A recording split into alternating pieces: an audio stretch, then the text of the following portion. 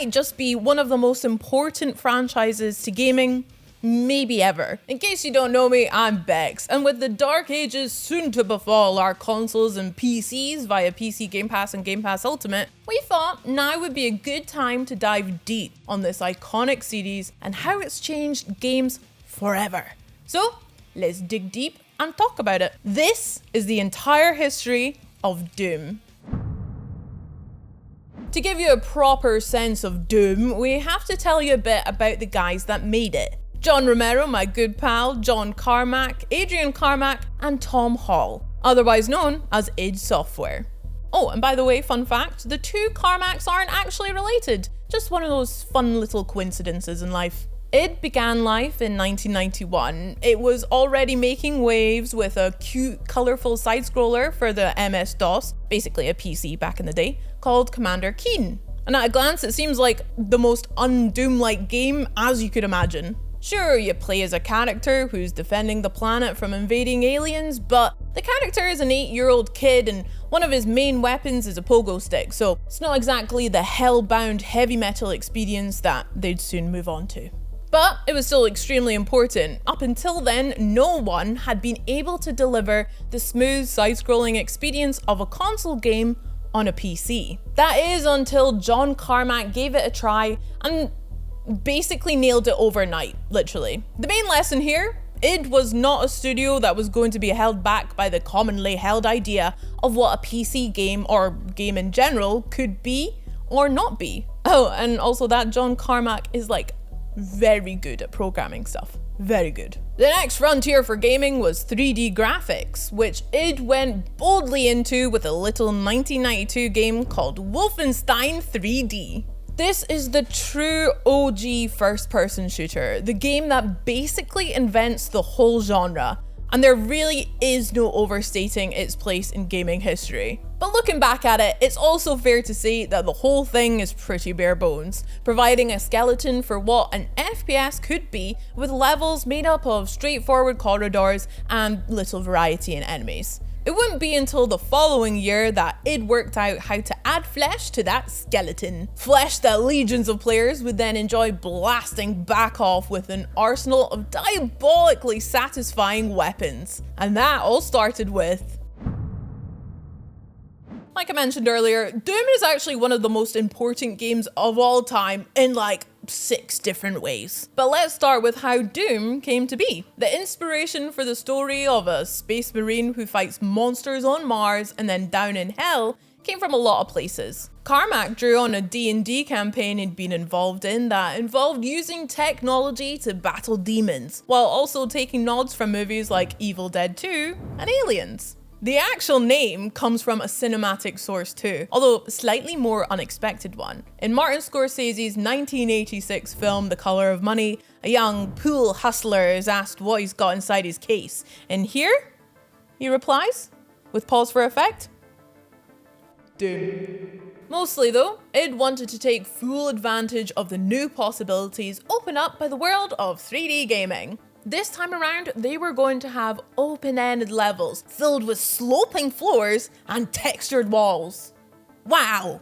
They were going to use dynamic lighting effects to create an eerie atmosphere and sound effects to get the players' adrenaline pumping. There was going to be all sorts of hideous enemies to fight and all sorts of badass weapons to fight them with. All of which was a lot to promise, especially from a studio made up of just 5 people. And they put added pressure on themselves by describing all the amazing things that Doom was going to do in a press release, before they'd actually even started developing it. It was like the first time games had press releases that people were like hyped about a game. Imagine that now. To help them deliver on these lofty expectations, id moved into a new studio, as shown here by this bit of stock footage of a truck.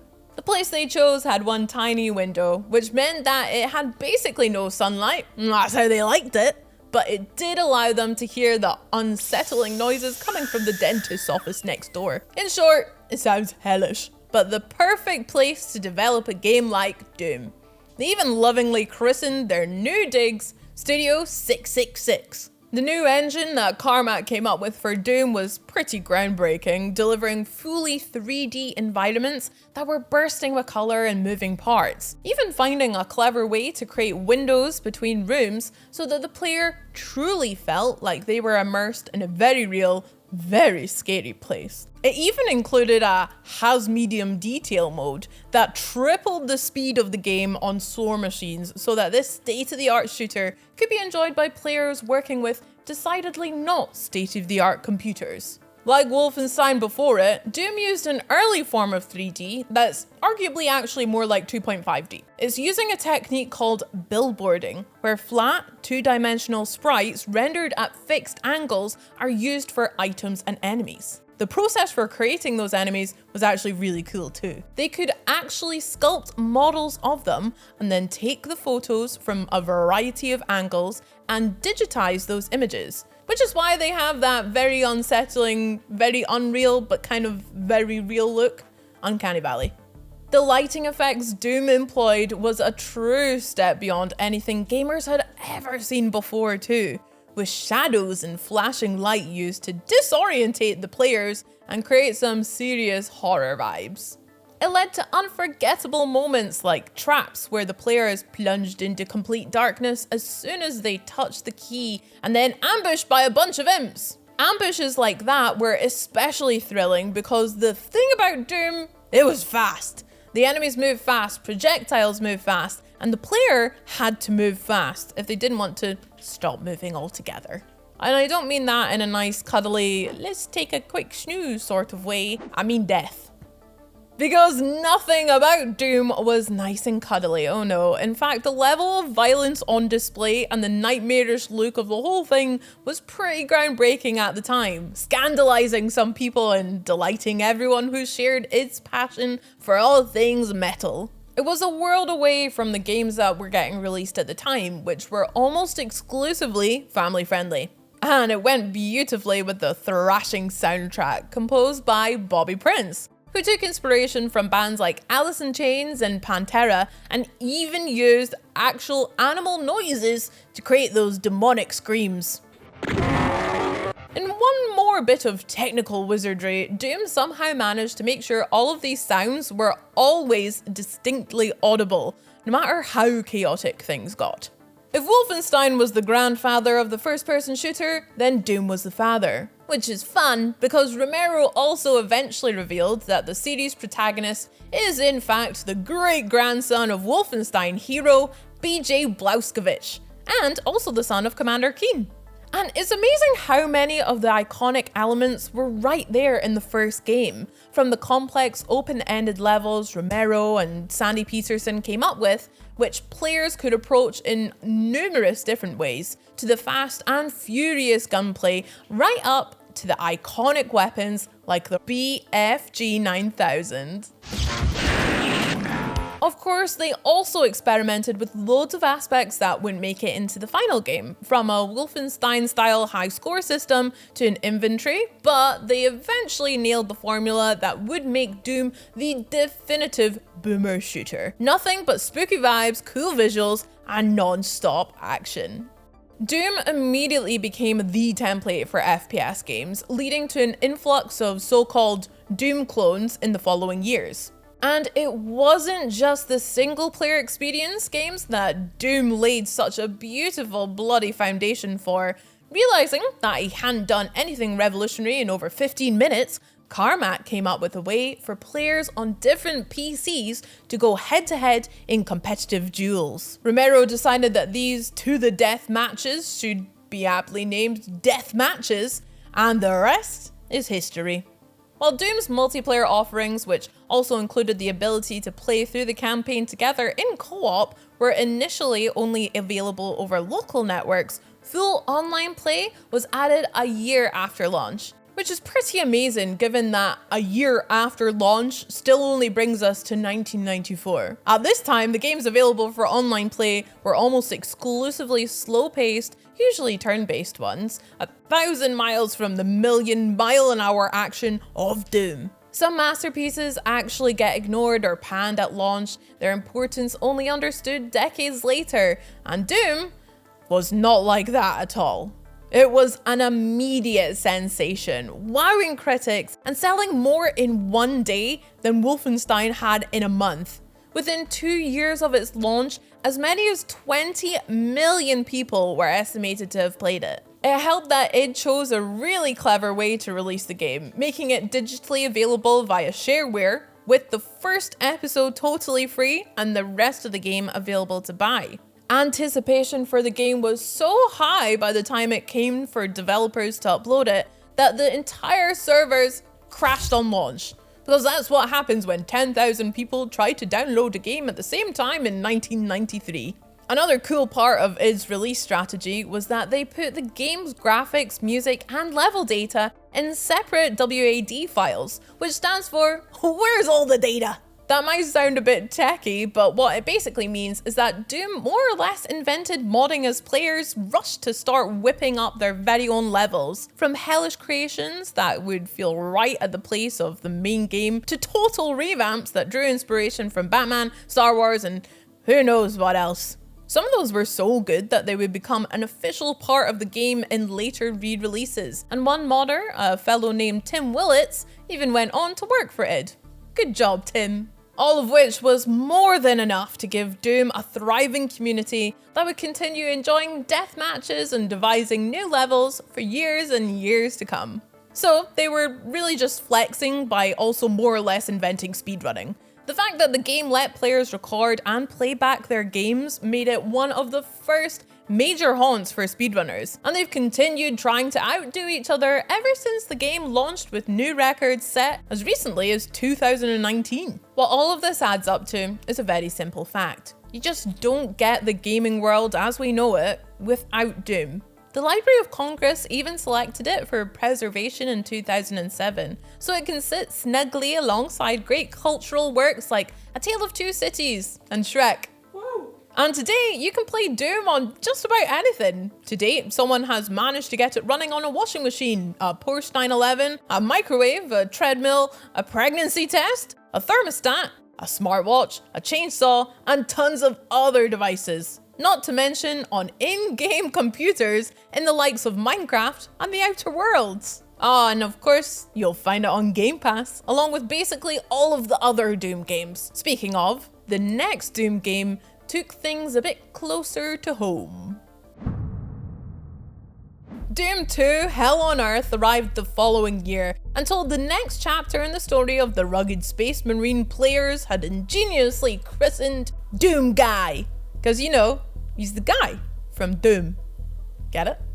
This time around, old DG would be returning to Earth where a whole new portal has opened up, spewing demons everywhere. Humanity's only hope is to flee into the cosmos, except that the only spaceport in town has been totally overrun by bloodthirsty monsters, so it looks like you've got some work to do.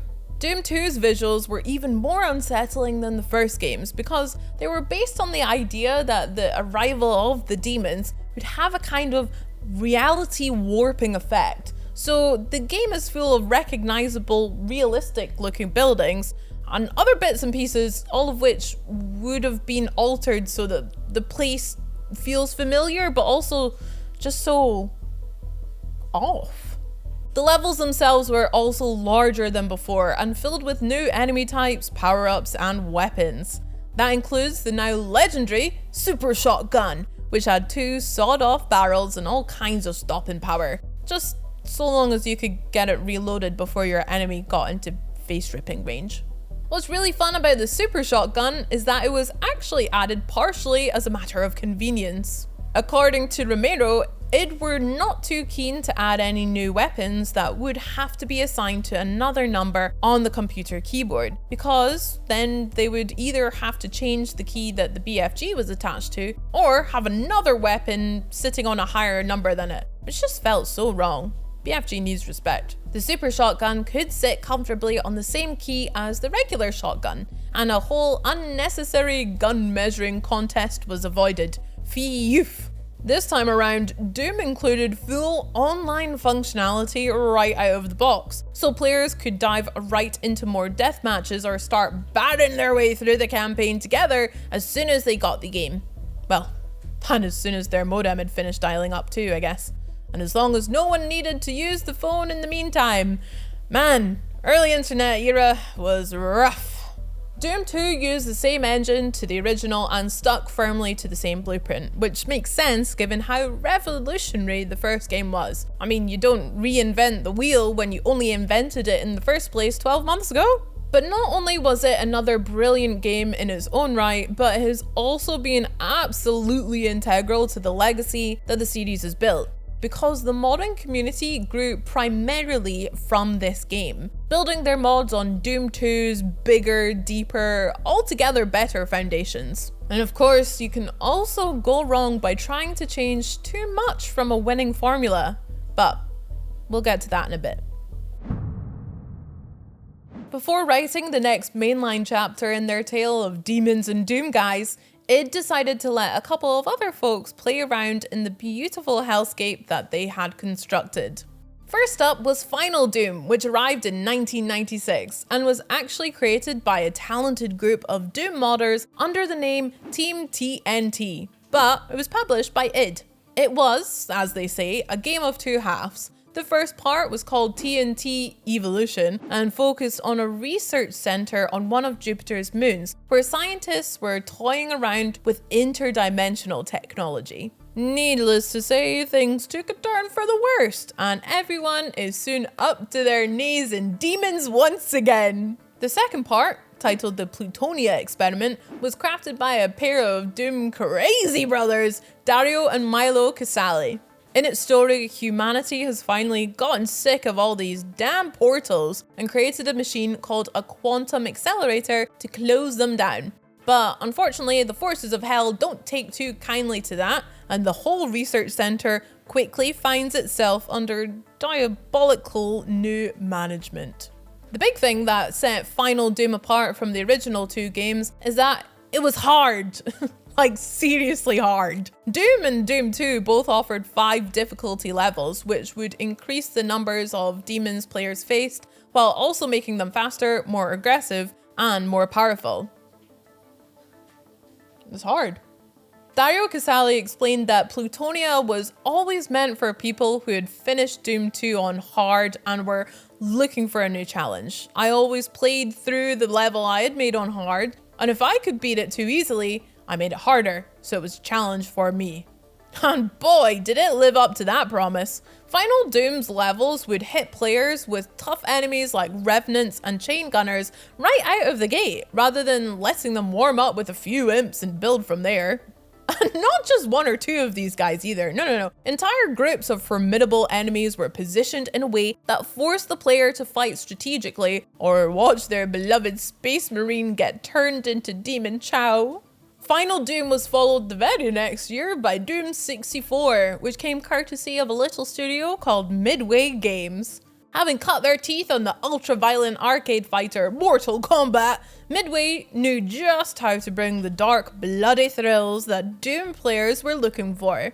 They even swapped out the pounding metal soundtrack that made us feel all badass, and replaced it with music made from eerie ambient noises, reverse speech, and distorted screams. It was the kind of soundtrack that would give even the most hardened Space Marine a severe case of the heebie-jeebies, and it also pointed to the new, more horror-orientated direction that the series would soon take. Doom 64 was also something of a technical marvel, hailed as the best-looking Doom game to date, with enemies that felt way more fluid and alive than their spritey predecessors. And the game's visual excellence was pretty staggering at the time, given that it launched exclusively on consoles, at a time when people were pretty skeptical about the level of graphical quality a console-bound Doom game could achieve. Which, thinking about some of the stuff Doom has been pulling on modern hardware, is actually pretty funny. But we're not quite there yet, because first, there was another. Doom 3 was the first Doom game of the new millennium, and the first one without our beloved John Romero, who had gone off to develop other, slightly less hellish things. It takes place on Mars, where scientists have opened up another portal to hell.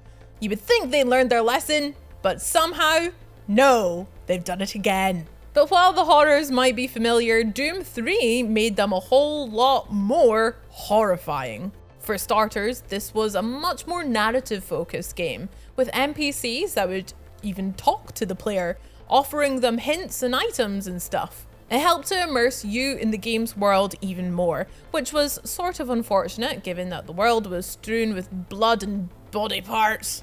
The player's radio would play out all sorts of creepy distorted noises and screams of terror while they played. And they'd constantly find themselves trying to navigate rooms that were shrouded in darkness. They did have a flashlight that they could use to light their way, but only if they were willing to hold it instead of a weapon, although later editions of the game would change this, allowing them to attach the light to their pistol instead. I mean, this is a Doom game after all. We're here to shoot stuff. Doom 3 was the first game in the series that could actually calculate lighting effects in real time, which contributed massively to its creepy atmosphere. It was overall just a real technical marvel of a game, and the developers even took the time to make sure that all of the in-game computers had fully visible screens that you could actually operate. I don't know if anyone's got Doom running in Doom 3 yet, but they probably have. And Doom 3 was also the first game to let players move the camera vertically, which meant we could now gaze into the sky without having to ask Vincent D'Onofrio to pick us up and gently tilt us like a cherished piglet. Outdated Twitter references aside, the ability to look up and down was one of those small tweaks that actually have a pretty profound impact on how the game feels to play, and it just immersed the player even further in Doom 3's creepy world. The horror vibes were complemented by soundtrack courtesy of Nine Inch Nails alum Chris Vrenna and his tweaker bandmate Clint Walsh, as well as a more slow-paced, cautious approach to combat that was closer to survival horror than the running and gunning we were used to seeing from Doom thus far. It's a change of pace that the series looks like it might be trying out again soon, but we'll get to that in a minute. I swear we are actually going to get to all these things. The Doom 3 experience was further expanded in 2005 with Resurrection of Evil, which arrived as an expansion pack on PC and a standalone game on the OG Xbox console. Its campaign took place 2 years later on one of Mars' satellites and added a whole bunch of new levels and weapons into the mix. Probably the most interesting new toy that players got their hands on was the Grabber, which let them pick stuff up and throw it around, and which it turns out actually wasn't inspired by the gravity gun from Half-Life. It was a tool the developers had used when making the game when they wanted to make an area look damaged. And Resurrection of Evil also added in the CD's own version of bullet time, which they naturally referred to as a hell time. I mean, what else would they call it? All of this new stuff was included when the BFG edition of the game came to PC and Xbox 360 in 2012, along with a brand new expansion called The Lost Mission. They also took advantage of the new hardware to give the whole thing a nice audio-visual overhaul, and even threw in a new checkpoint-based save system and an armor-mounted flashlight just to be nice. I think that's what all Doom games are about when you get down to it. The importance of being nice. It's a good thing that Doom 3 was such a blast, because fans would have to wait a hot minute before they got another chance to head to hell, and the road there proved to be particularly tricky for id Software this time around.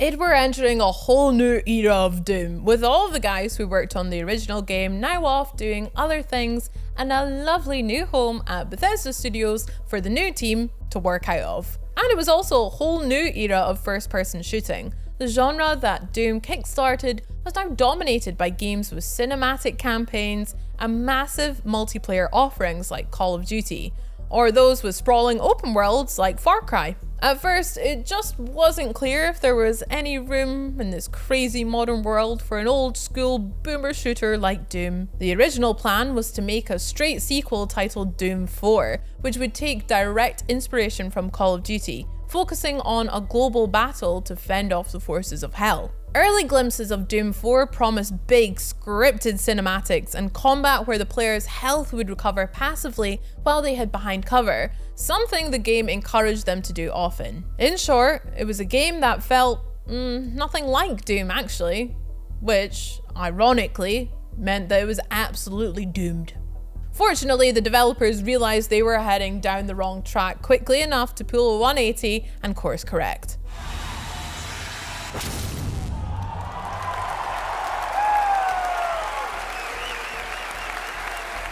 They decide to give the whole series a soft reboot, taking advantage of a new console generation to deliver dazzling visual spectacle along with combat that felt true to the original games, while spicing things up in important ways. And those ways are not just lava. The result was what's now known as push-forward combat, a fast, almost frenzied FPS where the player has to keep moving and keep shooting at all times, like some sort of shotgun-wielding shark. Oh, that's terrifying actually. There's none of this cowering behind a wall or waiting for enemies to come to you here, no. 2016's Doom demanded that players get stuck right in and stayed on the front. They even made it so that your guns never had to be reloaded, so you could spend even more time shooting them while letting players recover ammo and health by finishing enemies off up close, either with their chainsaw or with one of the game's spectacularly gory new glory kills. In Doom, attack really was the best form of defense. It made sure to nail all of the components of a classically styled Doom game too. There was the snap map feature, which made building and sharing new custom levels a breeze. There was the plentiful multiplayer offerings, including a new mode that let players briefly turn into one of the game's demons, something I'm sure many folk had been dreaming about since the early 90s. In fact, everything about this new Doom seemed to pay tribute to its roots. The game was originally playtested by those who pre-ordered the new Wolfenstein game, The New Order, continuing the deep connection between these two legendary shooters. And Doom itself is brimming with Easter eggs for everything from Wolfenstein and Commander Keen to other bits of pop culture that inspired it, like Terminator 2. They even threw in a couple for Fallout and Elder Scrolls to celebrate their new partnership with Bethesda and show that they weren't just stuck in the past, which was good because the future of Doom had never looked brighter. In fact, it looked like it could go on forever, for eternity. Eternally. Eternal?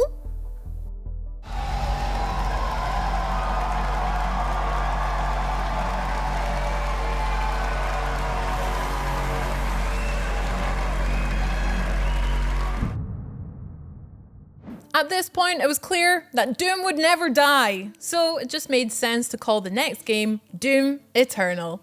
Released in 2020, it was a direct sequel which took Doom Guy on a space traveling quest to kill a bunch of hell priests with the overall aim of driving back the demons who'd overrun the Earth, so that we could all get back to sitting on our phones, flipping through social media updates about cool new video games. Doom scrolling, if you will.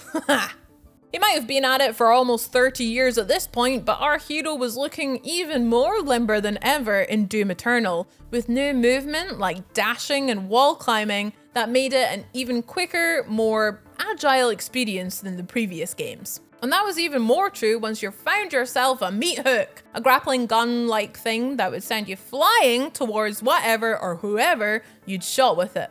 With this sort of fleet-footed, almost acrobatic combat, it's no surprise to hear that it took some cues from games like Devil May Cry and Bayonetta, which shared both its heavy metal stylings and love of fast-paced action. But the other game that they took inspiration from might actually surprise you.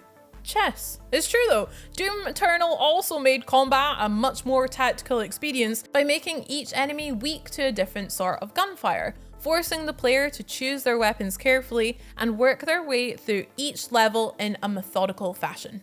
You really did have to treat each new area like a chessboard, albeit a very loud, very fiery chessboard.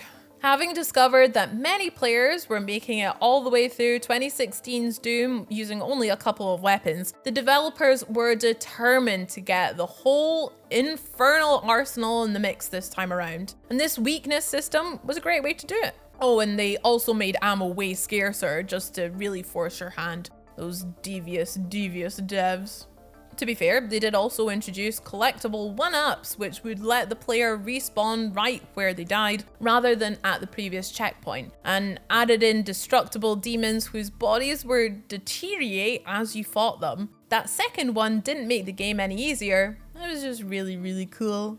The multiplayer featured an asymmetrical new mode called Battle Mode, where 2 demons took on a fully loaded Space Marine. Basically, Doom Eternal took the template of the previous game and dialed everything all the way up into the stratosphere, creating a Doom game that was even more Doom than Doom. And having taken that style all the way to the stars, they decided to try something very different for the Doom guys' next adventure, and things will be getting dark.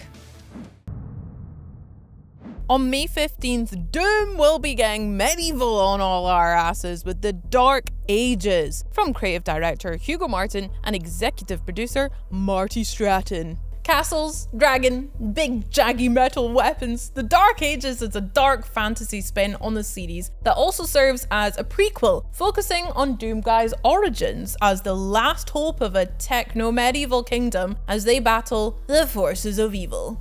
It promises a more story-orientated approach with more cutscenes and character development as we find out who our hero really is beneath all those layers of armor and demon viscera.